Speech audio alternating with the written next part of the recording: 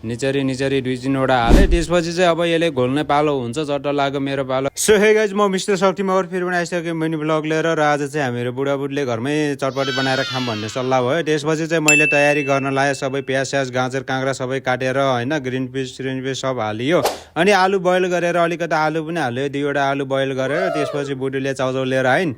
चाउचाउलाई चाहिँ मजाले खोलेर मैले मसिनो बनाएर यसलाई पनि खोलेर मैले हालिदिइसकेँ होइन मजाले। अनि यतापट्टि चाहिँ अर्को लिएर आएको थिएँ, बडमको प्याकेट पनि लिएर आएको थिएँ 1 प्याकेट। त्यसले पनि मैले खोलेर मजाले हालिसकेँ चट्ट लगाएर। अनि यो चाहिँ हाम्रो डालमोट हो, डालमोट लिएर आएको थिएँ। डालमोट चाहिँ मैले खोल्छु भनेको खोल्नै सकेन, मजाले 4-5 चोटि ट्राई गर्दा पनि खुलेन। त्यसपछि चाहिँ मेरो पालो मैले चाकु लिएर आएँ। चाकुले चाहिँ स्वाट काटेर चाहिँ यसलाई चाहिँ मजाले खनाइदिएँ होइन मजाले। अनि त्यसपछि बाँकी रह्यो भुजालाई पनि चट्ट खोलेर मैले हालिसकेँ। यसलाई पनि चट्ट लगाएर 1 प्याकेट सानो प्याकेटमा थियो, त्यसलाई चाहिँ खोलेर हालिसकेँ। अनि यसको अब यति गरेर यसको पालो चाहिँ चाउचाउको सुप पनि खोलेर हाल्नुपर्छ, एकदम टेस्टी हुन्छ यसले गर्दा होइन।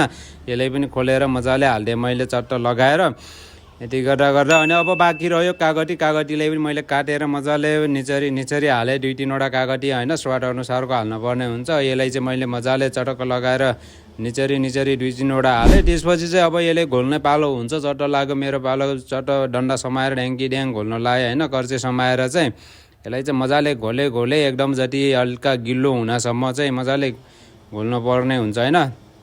यसले चाहिँ मजाले घोले अनि फाइनली यो चाहिँ हाम्रो अब बनि पनि सक्यो। अनि मैले चाहिँ प्लेटमा हालेर चट्ट लगाएर खानको लागि तयारी गरेको।